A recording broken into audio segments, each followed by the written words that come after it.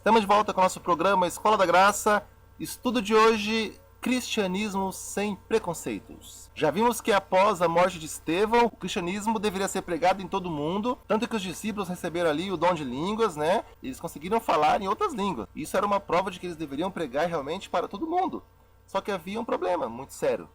O preconceito. Se você acha que brasileiro é um povo preconceituoso, imagina então o povo judeu. Eles não se davam com pessoas de quase nenhuma nacionalidade. Só que eles agora deveriam pregar para essas pessoas que eles não podiam nem sentar do lado. Quando eles vinham vindo pessoas de outra nacionalidade, eles mudavam o percurso. Se a pessoa vinha caminhando pela esquerda, eles iam pela direita, entendeu? Eles não cruzavam com as pessoas, porque eram pessoas consideradas imundas. E foi muito difícil para eles entenderem que eles tinham que pregar para essas pessoas. Lembram quando Cristo foi conversar com a mulher samaritana junto ao poço de água? Viu o susto que ela tomou? Nossa, você sendo judeu vindo falar comigo? Imagina cada vez que um judeu fosse pregar para alguém de Samaria, essa pessoa iria levar um susto. Como assim? Você judeu vindo aqui pregar? Você preocupado com a minha salvação? O que é isso? Era um problema muito sério a questão do preconceito. E hoje não é diferente. Nós vemos nas redes sociais pessoas de determinadas religiões, quando elas postam uma coisa, daí a pouco pessoas de outras denominações vão lá e falam mal, aí fica aquela discussão, aquela briga.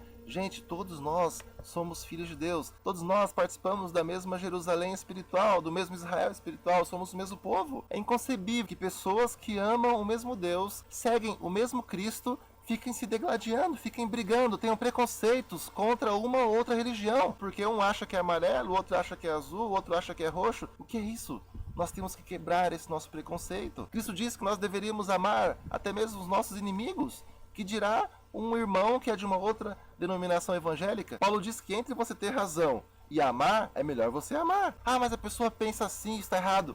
Sim, legal, ame essa pessoa. Se ela está errada, ore por ela e ore por você também, para que Deus tire essa mágoa, esse bloqueio do seu coração. E como é que Deus agiu então para quebrar esse preconceito, principalmente do coração de Pedro? Acontece que naquela época vivia um homem chamado Cornélio. Ele era líder de uma das centúrias italianas. E a Bíblia diz que esse homem, ele era temente a Deus. A palavra temente a Deus é a mesma palavra utilizada para Jó, por exemplo. A palavra temente a Deus quer dizer que era alguém que adorava a Deus, mas não pertencia ao povo de Israel, né? É como se nós dissermos hoje, ele era crente, né?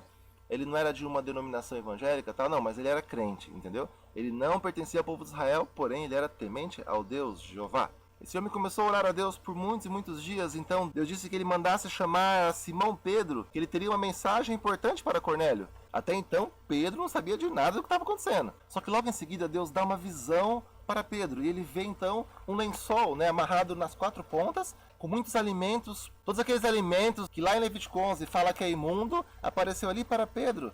E ainda apareceu a voz de Deus e falou: Pedro, levanta-te e coma. E Pedro falou: não, eu não vou comer, porque isso é imundo. Só que a voz apareceu por 3 vezes para Pedro: Pedro, levanta-te e come. E Pedro, obviamente, não comeu, porque aqueles eram alimentos imundos. E Pedro então ficou sem entender qual era a mensagem de Deus com aquele lençol e alimentos imundos. Pouco tempo depois aparecem então os servos de Cornélio, dizendo que Cornélio queria falar com Pedro. E o Espírito de Deus falou para Pedro: vai lá e siga esses homens. Pedro então acha que Cornélio não é judeu, né? Então eu vou ter que falar de Deus, vou ter que falar do zero, porque ele não deve saber nada de Deus. Pedro achava que ele iria levar Deus para Cornélio. Provavelmente Pedro pegou ali sua Bíblia, né? Pegou o seu bloquinho de estudo bíblico e falou: bom, vou ter que começar do estudo 1, né? Explicar quem é Deus e tal, né? Só que quando Pedro chega na casa de Cornélio, ele vê que Deus já está lá com ele. Que Cornélio já era alguém temente a Deus, e que Deus já tinha falado com Cornélio, e que apareceu o anjo de Deus para Cornélio. Pedro nota que ele não está levando Deus para Cornélio, que Deus já está lá.